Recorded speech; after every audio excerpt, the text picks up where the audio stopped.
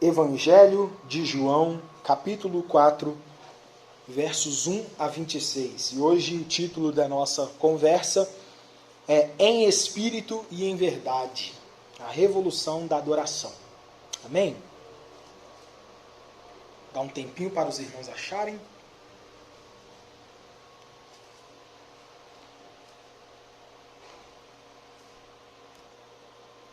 Todos acharam? Amém? Assim vai dizer a palavra do nosso Senhor.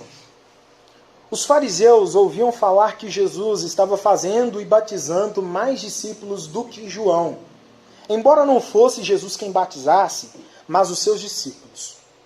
Quando o Senhor ficou sabendo disso, saiu da Judéia e voltou uma vez mais à Galiléia. Era-lhe necessário passar por Samaria. Assim, chegou a uma cidade de Samaria, chamada Sicar, perto das terras de Jacó, que dera a seu filho José.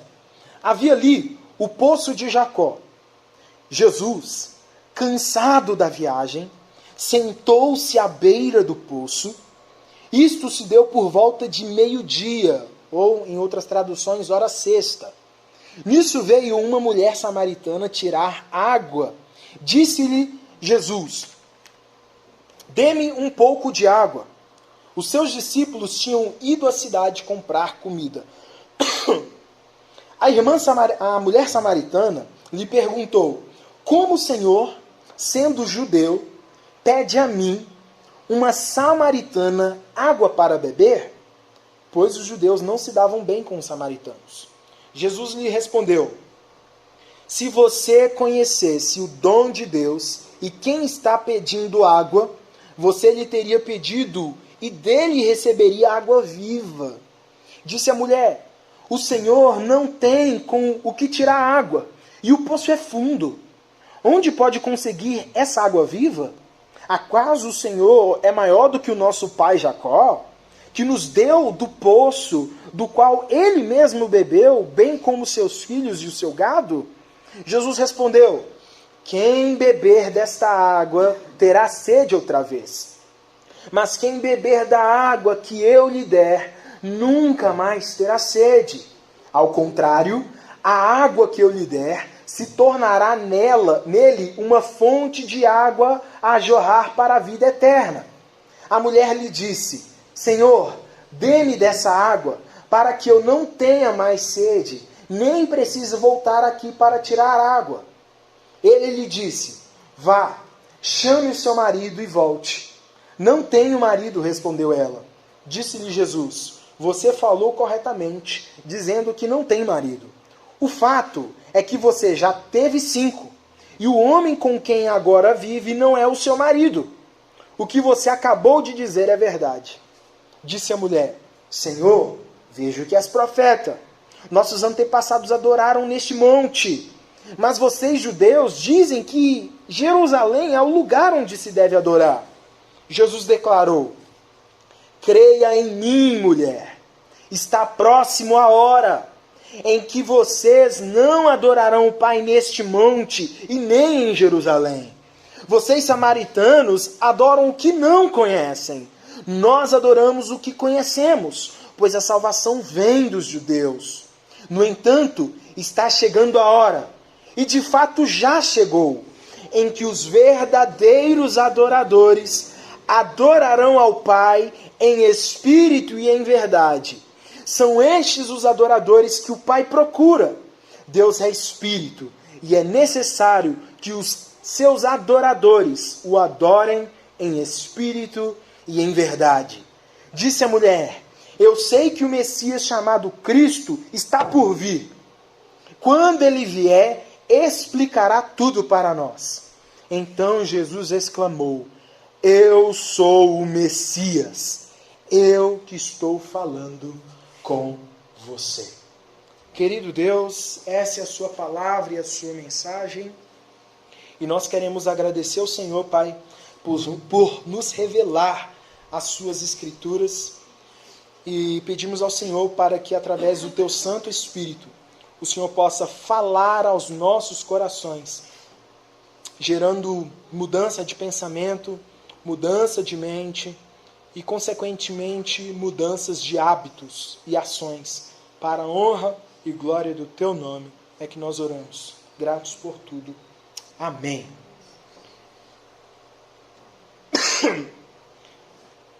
Essa semana, eu estive refletindo muito sobre a qualidade da adoração. Estive refletindo sobre a importância da adoração. E a adoração nada mais é do que culto.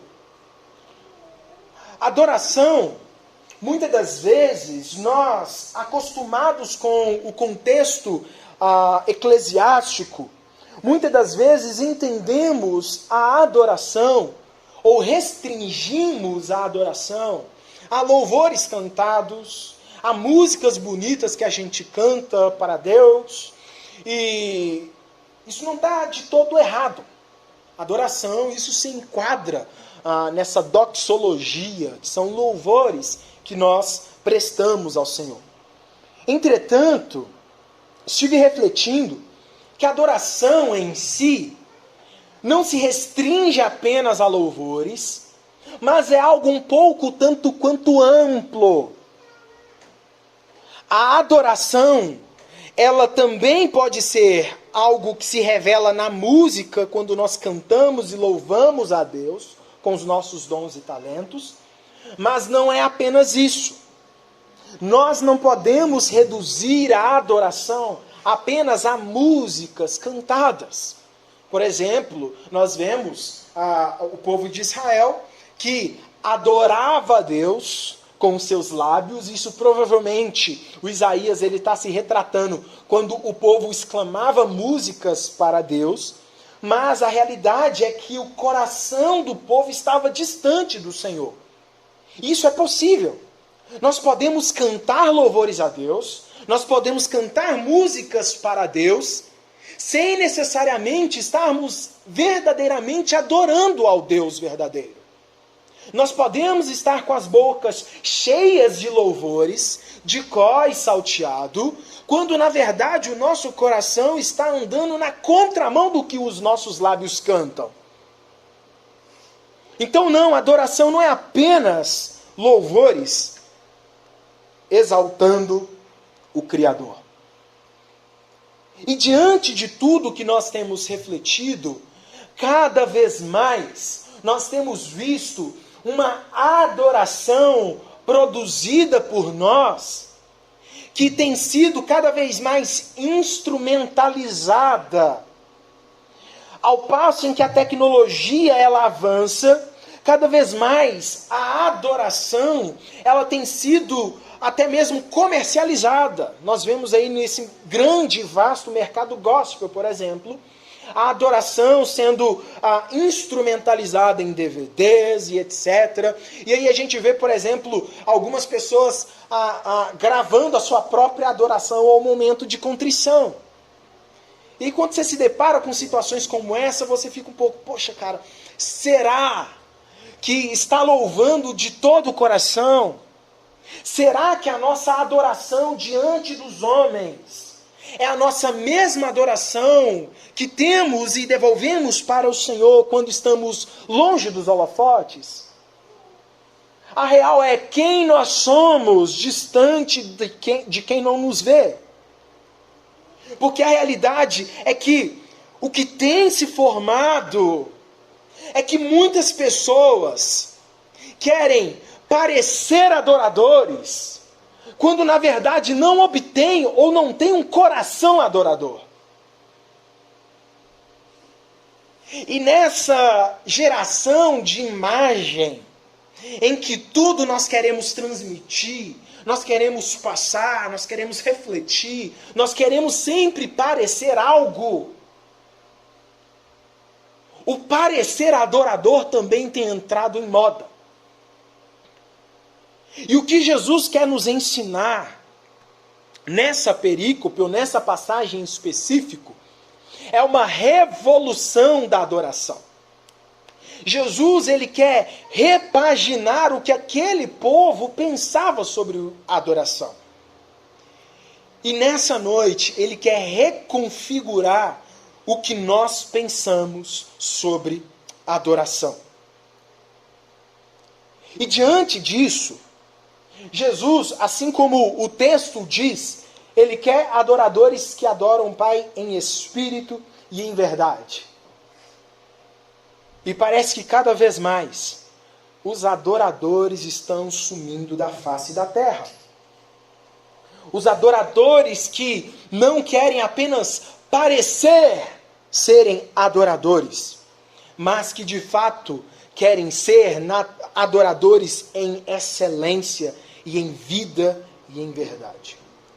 E o texto que nós acabamos de ler, ele vai retratar um encontro que Jesus tem com uma mulher samaritana. E é interessante que essa revolução da adoração que Jesus quer trazer, ele primeiramente revela para uma mulher, que para a época já era um absurdo Jesus estar conversando com uma mulher, pois mulheres não tinham direito a nada naquela época. Eram extremamente ridicularizadas, eram extremamente violentadas, sejam em palavras ou etc. Eram descreditadas sobre tudo.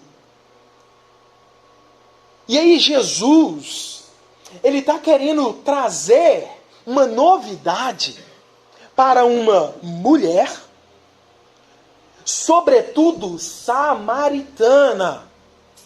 E para a gente entender o porquê que Jesus está querendo conversar com essa mulher, primeiramente é para quebrar paradigmas. Jesus era um quebrador de paradigmas. Jesus pegava a lógica humana e subvertia toda ela.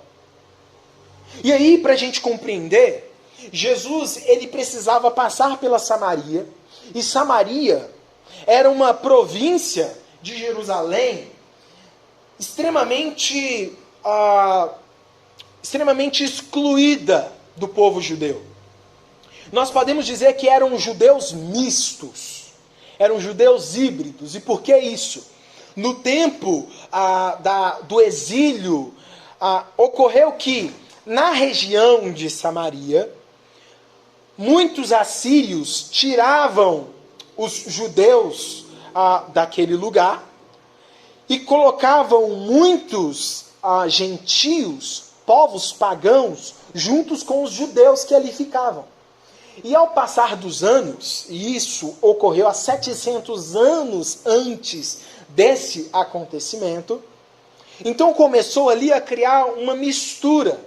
E essa mistura não foram só apenas gentios casando com judeus, mas foi uma mistura de crenças, religiões, pensamentos, e toda essa mistura gerou o que nós chamamos de sincretismo religioso. E o que é o sincretismo religioso? Essa mistura de crenças. Por exemplo, o Brasil é um país extremamente sincrético, pois nós vemos aqui, por exemplo, pessoas que acreditam em Deus, acreditam em Jesus Cristo como único e suficiente Salvador, mas ele acredita em tantas outras divindades. O fulano, por exemplo, a Bahia, que é a terra de todos os santos, né, que eles vão dizer assim, ali existem inúmeras crenças. É uma mistura de crendices. E assim era, então, a Samaria. E o povo judeu odiavam os samaritanos, justamente por conta de não ter o chamado sangue puro. E diante dessa realidade, Jesus quebra esse paradigma, conversa com essa mulher samaritana, ao ponto dessa mulher ficar incomodada e até mesmo incrédula com o ato de Jesus. Porque Jesus, sobretudo, irmãos, é intencional no que ele estava fazendo. Jesus rompe as barreiras dos preconceitos e conversa com essa mulher samaritana. E ali ele pede água para beber, mostrando um pouco nas entrelinhas a humanidade de Jesus. Então nós entendemos que Jesus ele tinha essa união hipostática. E o que significa? Era a união 100% homem e 100% Deus. Então Jesus, ele tinha as duas naturezas, divina e humana. Então é por esse motivo que a gente vai ver Jesus fazendo coisa de gente e coisa de divino. E nesse mesmo texto nós veremos coisas de humano e divino na mesma pessoa, em uma substância apenas, no corpo de Cristo. Então Jesus estava cansado, uma característica humana. Somente o ser humano cansa. Somente um humano ele pode ficar fadigado. E então Jesus, ele cansado da viagem, senta no poço e pede à mulher samaritana: dê-me água, dê-me um pouco de água. E essa mulher fica então atônita. E ela fala: como você pode me pedir água? Sendo eu mulher samaritana. Os judeus, eles não vão achar ruim com você, porque eu sou desprezada. E, inclusive, detalhe, essa mulher ela foi buscar água meio-dia, o que não era comum naquela época, mulheres fazerem isso. Irem em que o sol está mais quente. Geralmente elas iam mais cedo, quando o sol estava mais frio, quando tinham mais condições climáticas para tal ato. Então provavelmente nós estamos deparando com uma mulher que não apenas era samaritana, mas uma mulher extremamente rejeitada por não poder fazer a coleta de sua água com outras mulheres no horário apropriado. Provavelmente indica que as demais pessoas não queriam a companhia dessa mulher. E aí, meus irmãos, a rejeitada recebeu de Jesus, o Senhor, o Mestre dos Mestres, a atenção devida. Isso nós vemos a generosidade, a sensibilidade e a misericórdia de Jesus, agindo para com o outro de maneira que nenhum outro jamais havia agido. Pessoas das quais nós queremos distante do nosso ciclo de convívio, Jesus chama para perto. Pessoas às quais nós não queremos chamar para sentar à mesa com a gente, Jesus vem e traz para perto. Porque Jesus não pensa como nós, preconceituosos, muitas das vezes pensamos. Porque o coração de Jesus, meus irmãos, é um coração que vê além do que os homens veem. Jesus é intencional. Saiba disso. Todas as ações de Jesus eram pensadas e intencionais. E a intenção de Jesus era alcançar aquele coração dilacerado, aquele coração rejeitado pela sociedade e pelas pessoas que estavam à sua volta. E aí nós vemos que Jesus começa a conversar com essa mulher e se apresenta como uma água viva. E é interessante que a conversa, que a princípio estava no campo físico, fisiológico, Jesus ele subverte a conversa para o sentido espiritual, do qual a mulher ela não consegue acompanhar o raciocínio de Jesus instantaneamente. Então, quando ela lhe diz: como é que você pode pedir para mim, mulher, água, mulher samaritana? E aí Jesus ele diviniza a conversa, traz para o campo espiritual e ele diz: mulher, se você soubesse o dom de Deus e a quem está te pedindo água, não era eu que estaria te pedindo água, mas você quem estaria me pedindo. Porque se você me conhecesse e soubesse quem eu sou, você estaria clamando água. Você estaria me pedindo água, mas receberia água viva. E essa água viva, Jesus, ele tinha esse costume de utilizar dos elementos físicos à sua volta para trazer ensinos espirituais. Era muito comum de Jesus fazer isso. Nós vemos, por exemplo, nas suas parábolas.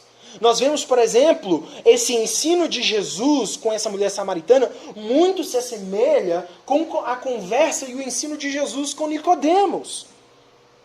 Veja, por exemplo, as distinções de privilégios. Um era judeu, fariseu, da mais alta estima. A outra era samaritana, mulher rejeitada. E Jesus utiliza o mesmo nível de conversa, as mesmas exemplificações, o mesmo tipo literário na sua conversa é utilizada. Porque a mensagem do Evangelho, meus irmãos, ela é universal. É para todo tipo de gente, alcança todos os níveis de conhecimento. E então Jesus, conversando com essa mulher samaritana, ele exclama, dizendo para ela, se você conhecesse o dom de Deus, e que dom de Deus é esse que Jesus está se retratando? E o dom que Jesus está se referindo é o dom da fé. Porque não a primeira vez o dom de Deus se reflete aqui nas Escrituras. Nós vemos mais uma vez sendo mencionado, por exemplo, pelo apóstolo Paulo, em Efésios 2,8. Pela graça de Deus nós somos salvos, mediante a fé, e isso não vem de nós, é dom de Deus. E então, quando Jesus conversa com essa mulher samaritana, ele diz o seguinte, se você obtesse o dom proveniente de Deus, a saber, a fé, você teria olhos e discernimentos espirituais para entender o que eu estou te dizendo. E entender que a água que eu posso te dar não é essa água que você vai beber e que logo, posteriormente, você vai estar pedindo água de novo porque você vai estar com sede. Mas a água que eu der para aquele que beber é água viva, e aquele que beber dessa água nunca mais terá sede. E a mulher ouve o que Jesus está dizendo. Tá, mas você está dizendo isso, dessa tal água viva, mas você não tem balde, eu não estou vendo você com balde. Você não tem um poço. E olha, se você quer pegar água aqui, o poço é fundo e vai complicar para você. Como então você vai me dar água viva? E aí, Jesus, mais uma vez, e ainda ela exclama a sua confusão quando ela diz, seria você maior do que o nosso pai Jacó? Gente, é exatamente isso que Jesus está dizendo. Sim, eu sou maior do que o seu pai Jacó. Porque o seu pai Jacó cavou um poço, e esse poço gerou e brotou água pura, para que pudesse sanar a sede de vocês. E sanou a sede do gado, sanou a sede de vocês, mas logo vocês puderam voltar e tomar dessa água novamente. Mas eu sou maior do que o seu pai Jacó, sabe por quê?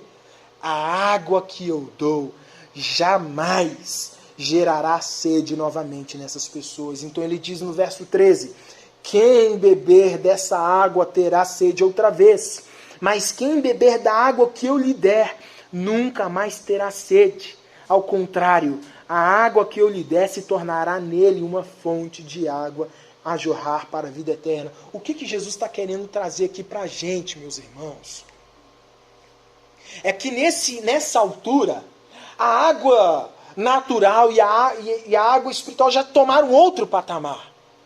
Aqui Jesus agora já está falando de vida, de intenções dos corações, de satisfação do nosso ser. E a realidade é que em muitas ocasiões nós buscamos em muitas águas saciar a sede interior, a sede espiritual, a sequidão espiritual que nós nascemos. E essa sede que nós temos inata em nós, ela nunca será saciada, porque as águas às quais nós bebemos, elas são insuficientes. As águas às quais nós tomamos, elas não são necessárias para a nossa necessidade. E então é o mesmo que Jesus está dizendo, onde você tem buscado saciar a sua sede espiritual, não tem trazido para você a real satisfação.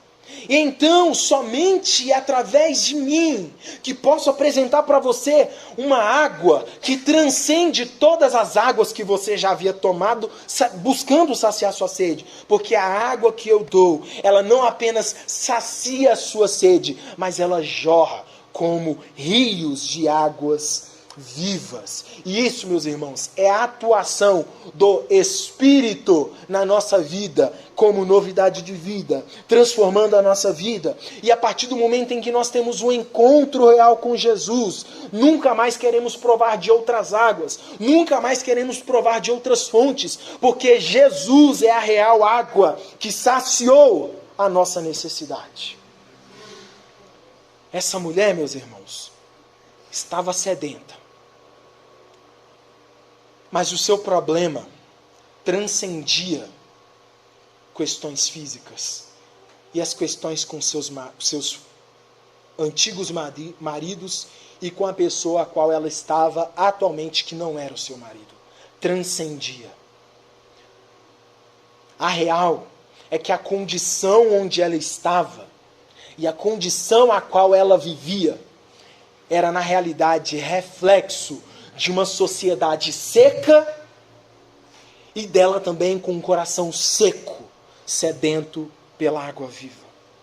E então Jesus apresenta para essa mulher que Ele é a água viva. Aquele que bebe e se sacia dessa água, meus irmãos, jamais tornará a ter sede. E essa mulher, ela não havia compreendido, e ela não tinha tido a exatidão dessa profundeza do que Jesus havia dito. E aí, basicamente, o que Jesus também usa sobre essa água viva, nós encontramos também, por exemplo, em Isaías 44:3, quando o profeta diz: não tenha medo, ó Jacó, meu servo, Jesurum, a quem escolhi, pois derramei água na terra sedenta e torrentes na terra seca. Derramarei meu espírito sobre a sua prole e a minha bênção sobre os seus descendentes. Aqui, meus irmãos, nós vemos o profeta Isaías trazendo essa profecia acerca do próprio Cristo, de restauração das terras secas que haviam para uma fonte de águas vivas a jorrarem. Isso jorra para a vida eterna. Irmãos, aquele que prova de Cristo não precisa provar de outras águas, outras fontes, outros chafariz. Aquele que prova de Cristo uma única vez, esse terá sua sede saciada.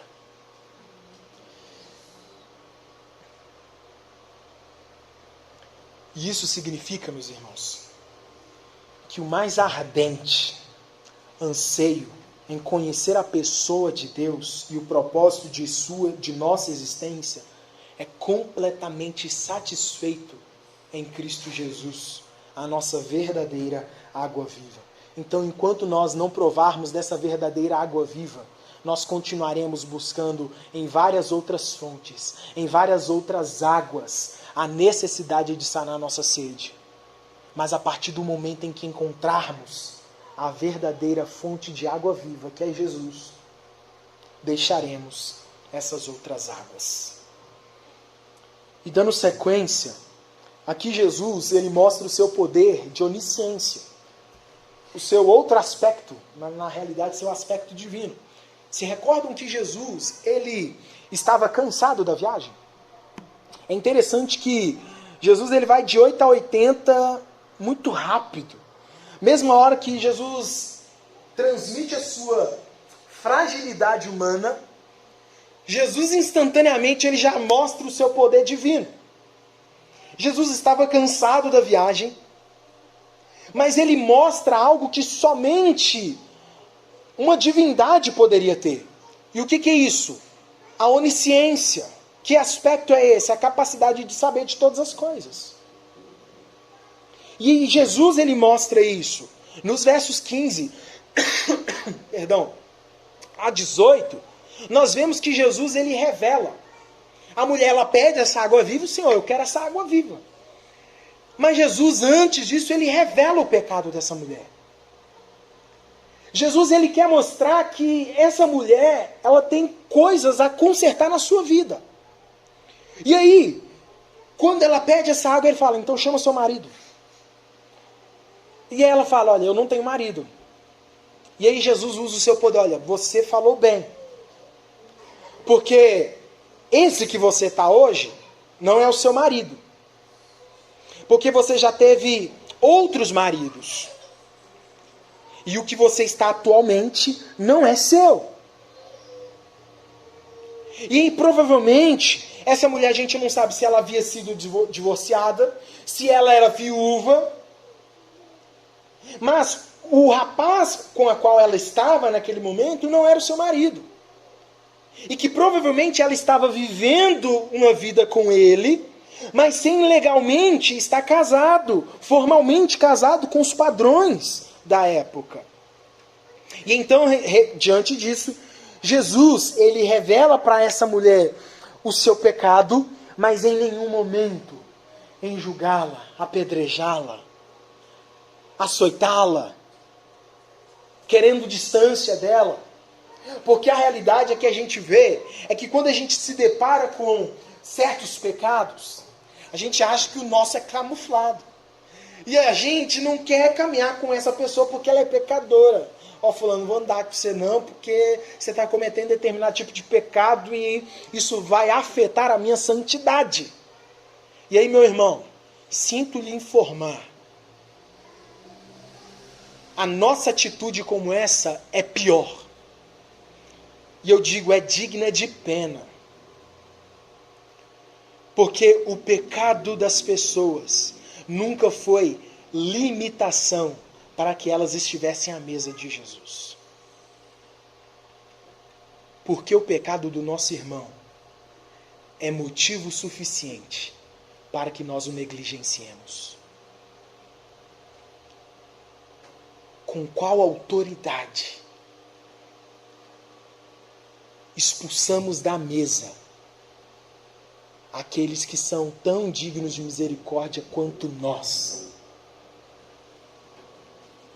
E então Jesus, meus irmãos, ele ensina para a gente, com misericórdia, mansidão e amor, ele expõe para aquela mulher o seu pecado, ele expõe para aquela mulher a situação de sua vida, e ele mostra, de acordo com o contexto, que a água viva que era ele, poderia mudar e transformar a sua vida por completo. E aqui ele mostra, nessa revelação da vida dessa mulher, para ela mesma, para ela. Em nenhum momento Jesus ele expõe o pecado dela para os discípulos. Ali era uma conversa tete a tete, a sós. E então Jesus conversa com essa mulher, mostrando a ela, você tem algo a consertar na sua vida. E a solução está aqui. E é interessante que parece que ela é um assunto que ressuscita velhos demônios da sua vida. E parece que ela já corta o assunto. Vejo que és profeta. Vejo que és profeta. Olha só, tá vendo aquele monte ali? Parece que ela já corta o assunto. E Jesus, ele parece que ele é tão gentil e ele entende. E o assunto cai exatamente no que Jesus queria tratar. E então a mulher, ela muda o assunto repentinamente. E o assunto da água viva que é apresentada, que transforma a vida das pessoas, esse assunto ele cai para onde, ou quando, ou em que lugar se deve adorar. Porque ali, aqueles samaritanos, eles eram feridos.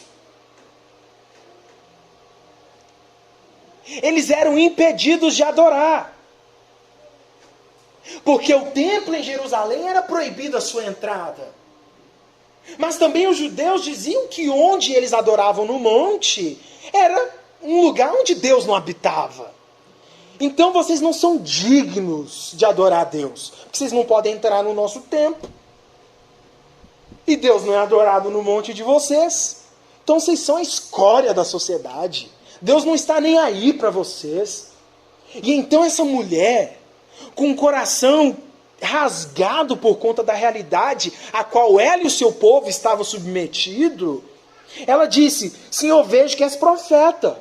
Os nossos antepassados adoraram neste monte, mas vocês, judeus, dizem que Jerusalém é o lugar onde se deve adorar. Então entende que há uma tensão entre Samaria e Jerusalém? Há um impeditivo de se achegar a Deus. A imagem, a pessoa de Deus era uma pessoa extremamente distante. Deus era uma pessoa extremamente inacessível. E o Deus que a religiosidade a todo momento insiste em caracterizar para a gente é um Deus distante. É um Deus acima das nuvens. É um Deus com um raio, esperando a hora que a gente vai falhar para Ele mandar a punição na gente. É esse o Deus que pinta para a gente. É um Deus tirano. É um Deus que não é misericordioso, impaciente. O Deus que pinta para a gente é que quando acontece alguma situação ruim na nossa vida, é Deus punindo a gente, porque nós pecamos, porque nós falhamos. E era essa a perspectiva dos judeus. Olha, Senhor, olha a situação que esse fulano está. Quem pecou? Ele ou seus pais? Então entende que as situações de dificuldade sempre eram atreladas a pecado. Mas, meu irmão, sinto lhe informar. Não necessariamente situações difíceis na nossa vida são consequências de pecado. Mas são simplesmente a realidade de vivermos em um mundo caído. Nada mais do que isso. E muitas das vezes as pessoas vão virar alguns profetas do caos, vão dizer: fulano, você está em pecado, você precisa arrumar a sua vida, porque aconteceu isso, isso, isso. Que Deus nós conhecemos, ou dizemos conhecer? Porque a imagem que essa mulher tinha era de um Deus inacessível, era de um Deus distante, era de um Deus sem amor.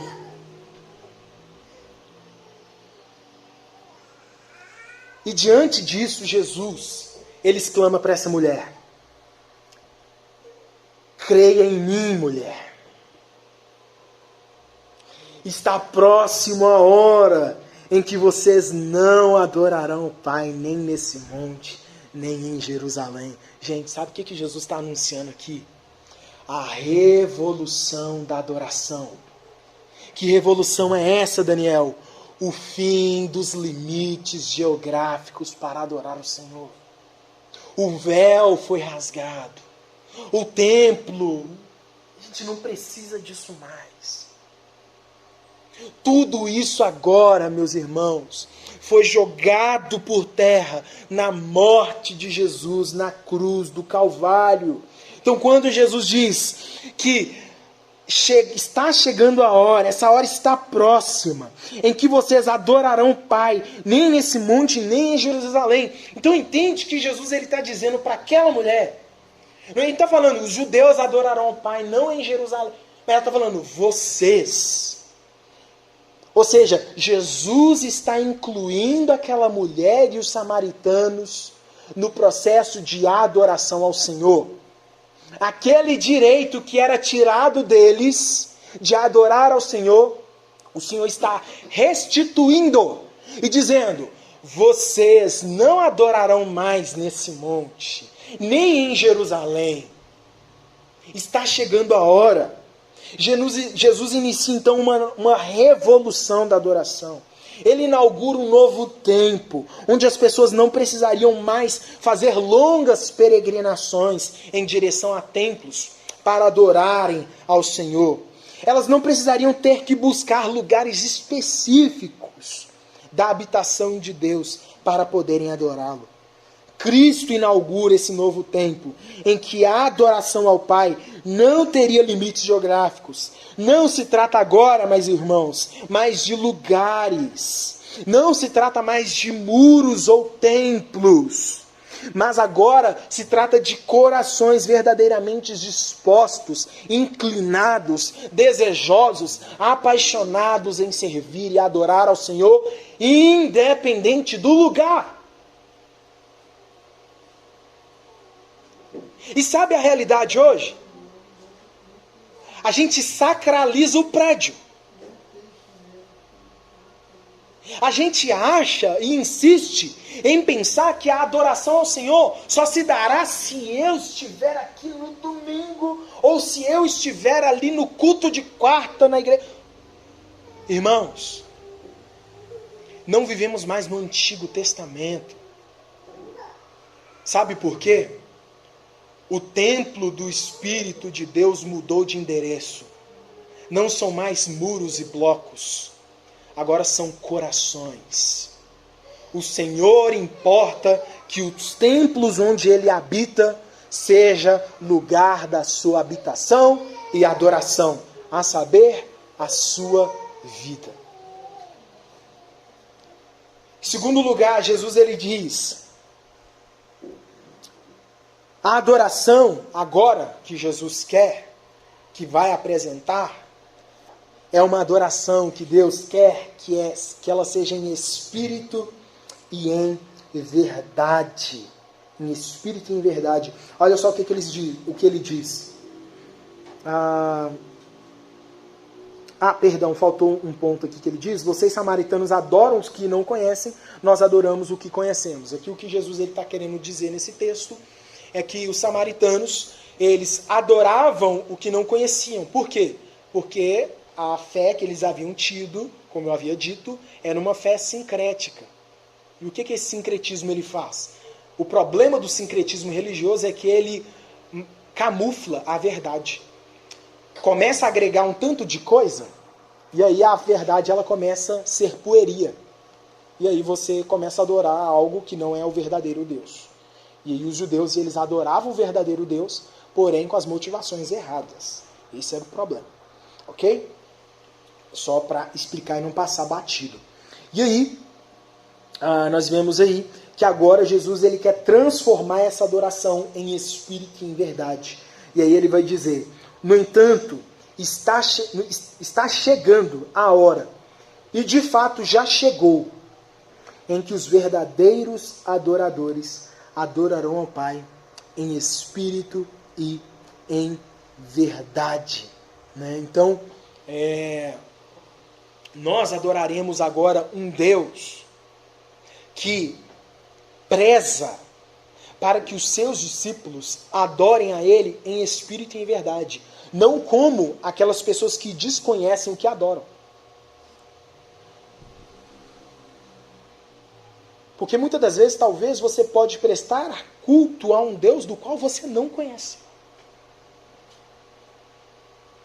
E a pergunta é: você conhece a Deus? Você conhece ao Senhor?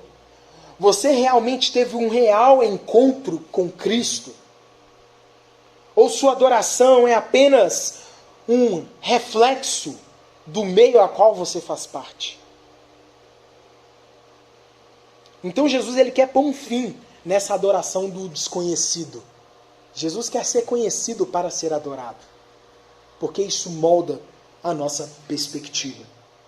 E aí, isso reflete na nossa adoração em espírito e em verdade. E Donald Gourtier, ele vai dizer o seguinte, abre aspas: a referência ao fato de que vem a hora, modificada pela expressão já chegou, mostra claramente que é o ministério de Jesus que transformaria radicalmente a adoração. O modo de adorar deveria ser agora em espírito e em verdade, o que transcende todas as considerações étnicas e locais, fecha aspas. E o que isso significa? Não importa se você é preto, branco, pouco importa. Não importa se você é rico, pobre. Não importa sua classe social. Não importa o quanto você tem no banco. Não importa agora se eu pareço adorador. O que Cristo agora quer é uma adoração em espírito e em verdade. E o que significa espírito e em verdade? O que Jesus quer dizer com isso? Em espírito e em verdade é a ideia de sinergia. Quando há sinergia entre o adorador e o objeto a ser adorado. Quando há compreensão plena e exata daquele que adora em relação àquele que é adorado. E em espírito e em verdade é que agora essa adoração em espírito não significará mais apenas ou restringir apenas a essas meras essas meras formalidades religiosas, mas agora são ações repletas de um coração verdadeiramente inclinado na vontade do Senhor. Agora não é apenas sobre domingos, não é apenas sobre encontros não é sobre apenas isso, mas agora são sobre corações que cultuam ao Senhor onde quer que estejam.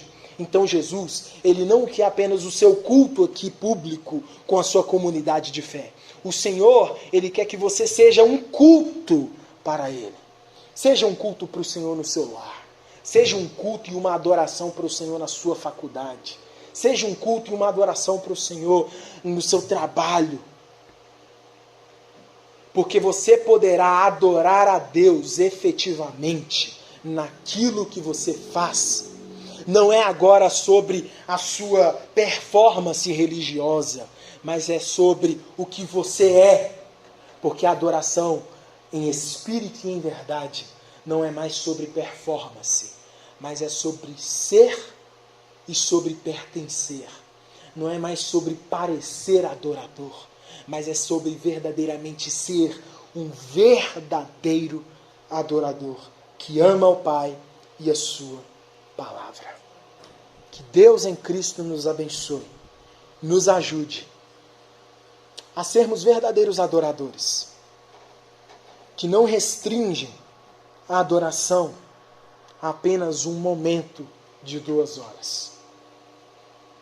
Não limite a sua adoração apenas ao momento de culto público, mas seja um verdadeiro adorador, onde a planta dos seus pés colocarem.